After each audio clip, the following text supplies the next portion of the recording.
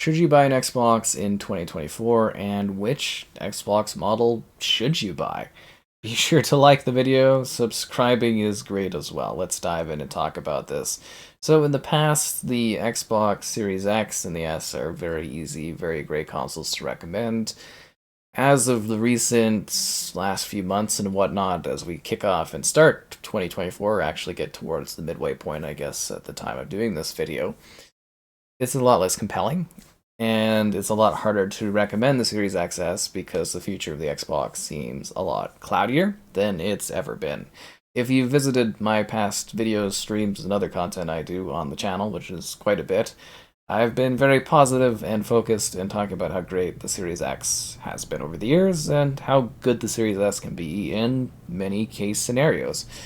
Although that confidence in the brand has been greatly shaken, and I do kind of wonder about the future of the brand and whether or not it is actually worth investing in these consoles. We've had the CEO of Xbox, Phil Spencer, mention that it's going to be a bad year for Xbox console sales and console sales in general.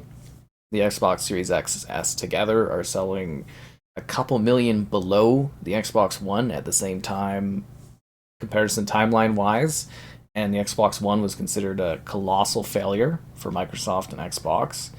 And to see the Series XS doing even worse is not a great sign. And, I don't want to be all doom and gloom because we are trying to give you an idea of everything on Xbox, but the idea is the brand going to have a future? Less and less people are buying into it. Will the ecosystem collapse? What will happen to your game libraries? Is the investment worth it? And I think these are all really, really fair questions and things to kind of ponder before buying an Xbox console. And being someone that was very focused on being like, yes, the Series X is a great piece of hardware. Series S is great value. I still do believe that from a technical standpoint, these are very capable machines. Are we seeing them used to their full advantage? I don't necessarily believe so. Unreal Engine 5 games seem to kill the performance. The first party from Xbox, output wise, is minimal, but hopefully improving. And when they do release games, they tend to have really bad 30 FPS or less performance and bugs. Starfield with not even stable 30 FPS and crashes constantly that we call it crash field. Redfall, which was a travesty. We've got Hellblade, which looks visually phenomenal, but 30 FPS, and who knows if it'll keep at that level of quality. Maybe if you're watching this later on, you'll be able to tell me. But yeah, it's a very shaky first party lineup and very shaky performance for taking advantage of these consoles that are technically really, really good pieces of machinery.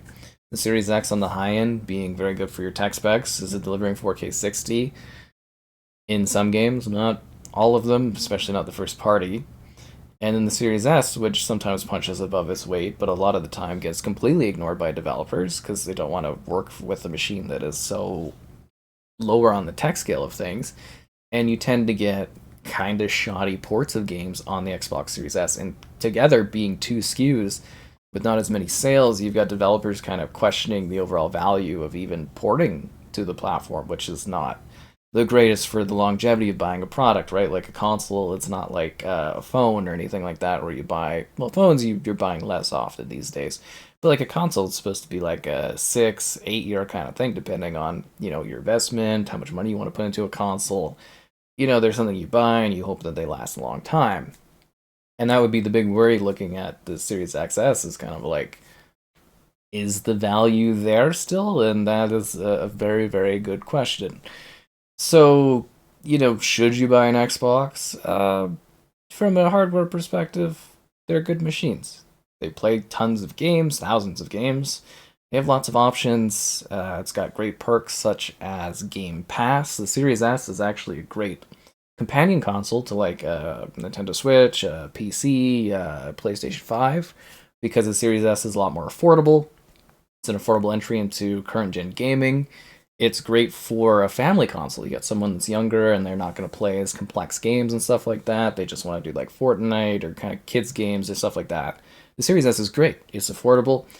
It sometimes gives you really good frame rates. It's got okay visuals sometimes, but it's like a Game Pass machine. And Game Pass, if you're not familiar with that, is you kind of get like a Netflix type service where you pay a monthly fee, you get all of the Xbox first party stuff day one, you get all these other games dropping on the service. That's how you access your multiplayer.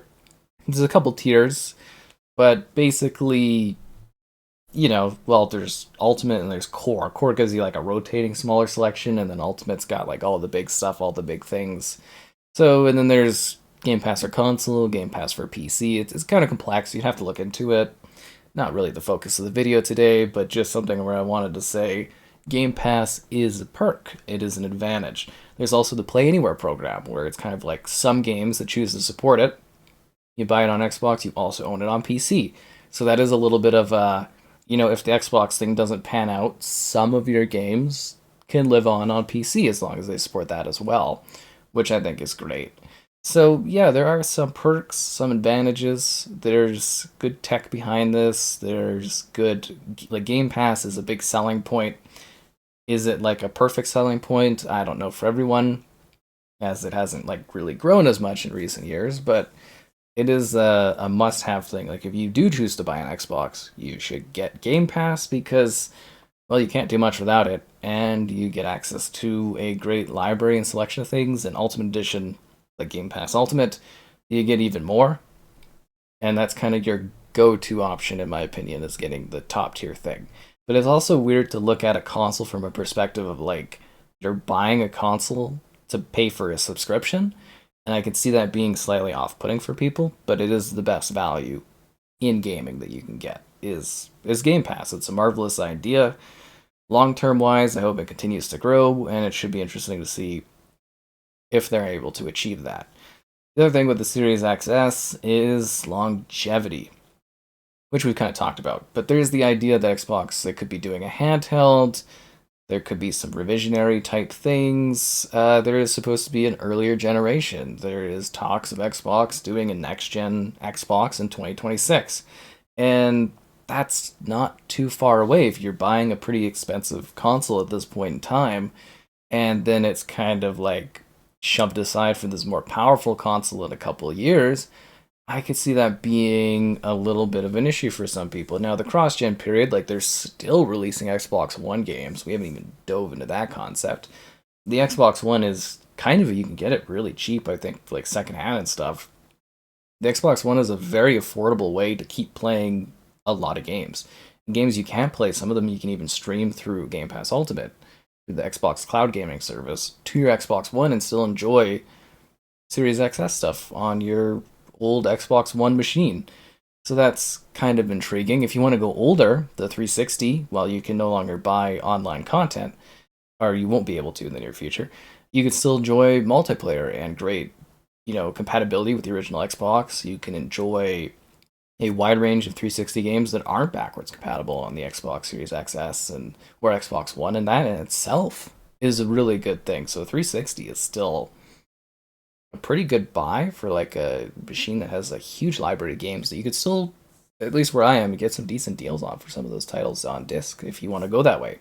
The original Xbox, that's more of a nostalgic piece. It's kind of hard to recommend that one. I mean, you can get secondhand pretty cheap, but like, it's got its library, but no online, nothing like that. It's a little more of a nostalgic niche kind of thing. But yeah, let's talk more about the Series XS. So both have backwards compatibility. Original Xbox 360, Xbox One, and then they have their own optimized Series XS games. So there is a massive library of thousands of games that they can both play. If you want the high tier, best experience you can from Xbox, the Series X is the way to go. If you're buying for someone that is younger, or is more casual, or kind of isn't as hardcore about gaming, the Series S is perfect. So if you are set on buying an Xbox, you say, hey, you know what? It's an investment I'm making. I'm sure it'll last a number of years. It'll keep playing tons of games. Even if they do a next-gen console in a couple of years, who cares? Even if the Xbox ecosystem implodes and vanishes, a number of years down the line, who cares? The Series X is for your more competitive, more serious gamer that wants better looking picture, you have a good TV, you want the best out of your TV, you want 4K, you want 120 FPS, the Series X will give you that sometimes. If you want a more casual setting, a more family friendly setting, an easier thing, the Series S is a Game Pass machine. Whatever you buy, you should buy it with Game Pass, obviously, is my big recommendation there. I personally find it a lot harder to recommend the Xbox consoles. I cover a lot of Xbox stuff, and I don't really have faith in the brand like I used to. Like, if I would have done this video a year ago, I would have been like, yeah, this is exciting. Xbox is in a better place than it's ever been. It's great. And now I'm kind of like, the porting of games over to other platforms. Is my library going to be safe down the road? Does the leadership know where they're going and the direction they're taking the brand? Have they sold enough consoles, or are we going to get to a point where there's not enough console sales and then developers stop developing for Series XS because it's so niche? Do they miss out? Like, do we miss out on more games over time because of that? There's a lot of questions and uncertainty, really, that has like eroded the confidence of the brand, which makes it so much harder for me to like recommend these consoles, which is a shame because literally a year ago I'd be like, yeah, it's a no-brainer. Great place to play games. And I love the hardware. I think the Series X has been a great machine. It's run really well, except for like a weird thing with like the expansion drive that was making it not work, and that's totally fine now. But it's compact, it's silent, it looks nice, it's been working very well, nearly 24/7 for like a few years now, over a few years. It's a great machine. Plays a lot of my favorite games, like older nostalgic games. It plays all the new ones. We don't miss out on a lot of stuff. It's great. And then you get your access to Game Pass, you get your access to high tier console gaming. The Series X is a great machine from a technical standpoint, from a service standpoint, from products. It's just like, it's really its parent company, Microsoft Xbox, not giving it great first party stuff that really takes advantage of what it can do, not pushing it to its limit. And we haven't even really seen any like technical kind of things like DirectML was supposed to be a big thing. We haven't really seen that, and yeah, it's just like it's kind of rough because technically I'm like, oh, this is so good and it's fun and it's great, but also I'm just kind of like, I'm uncertain.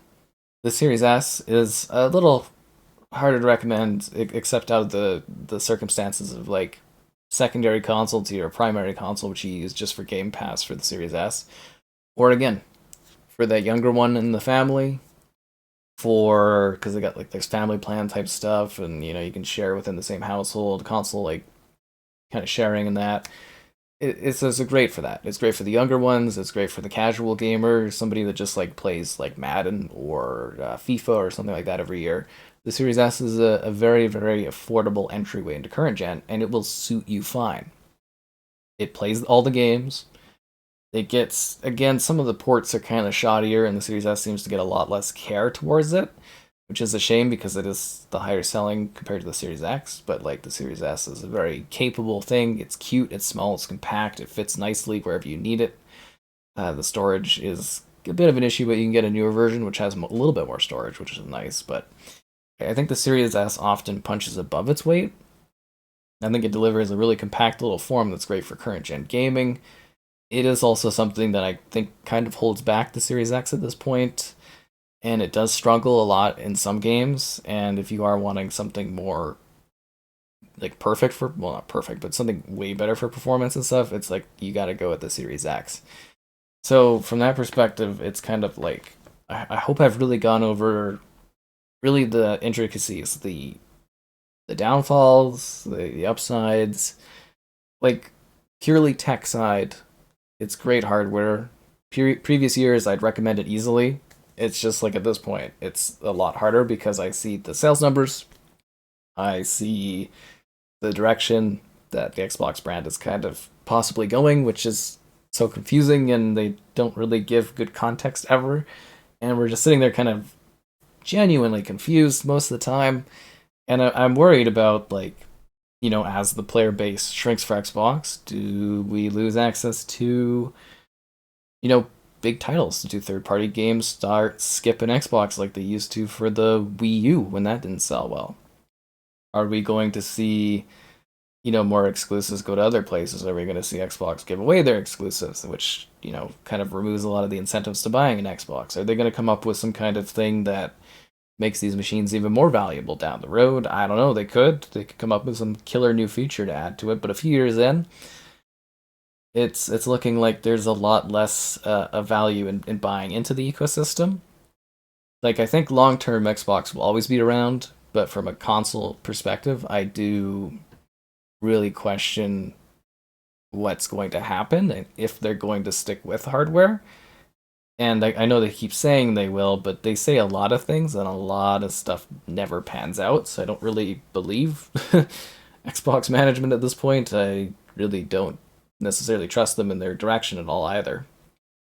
But Xbox does have stuff going for it. They own Bethesda, they own Minecraft, they own Activision Blizzard King.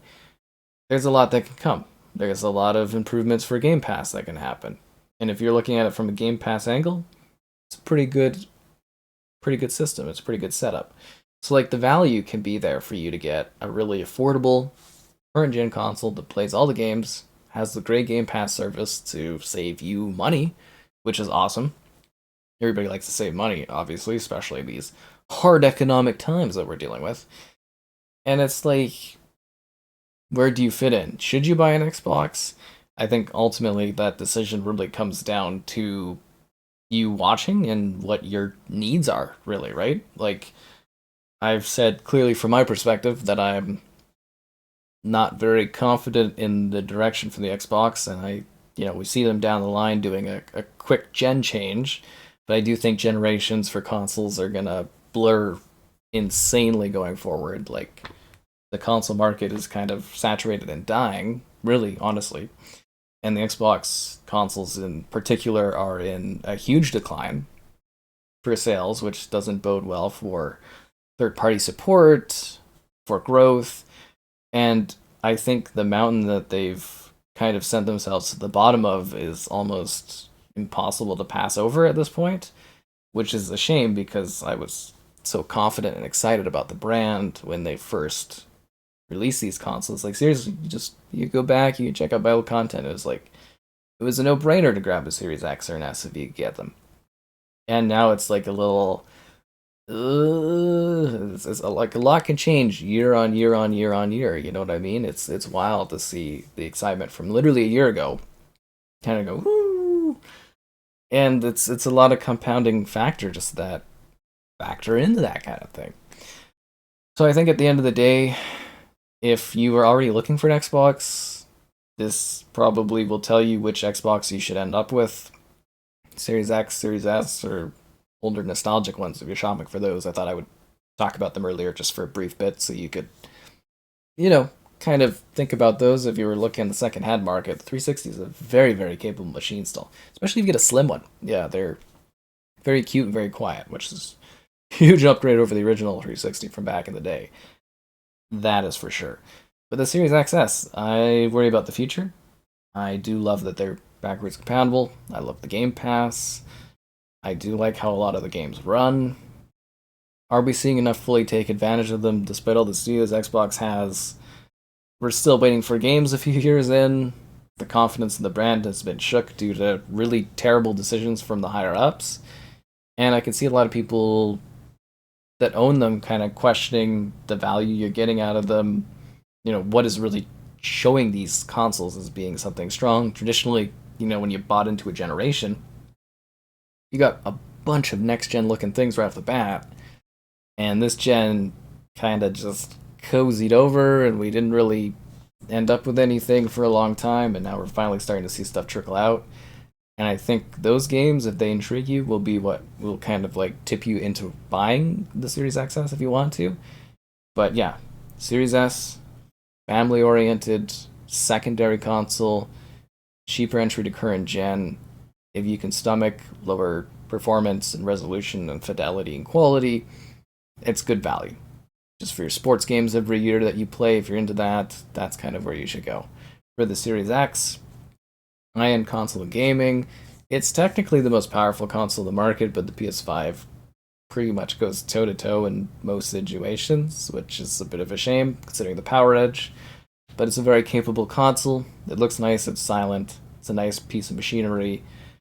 But like again, at the end of the day, I question the direction of the brand and the consoles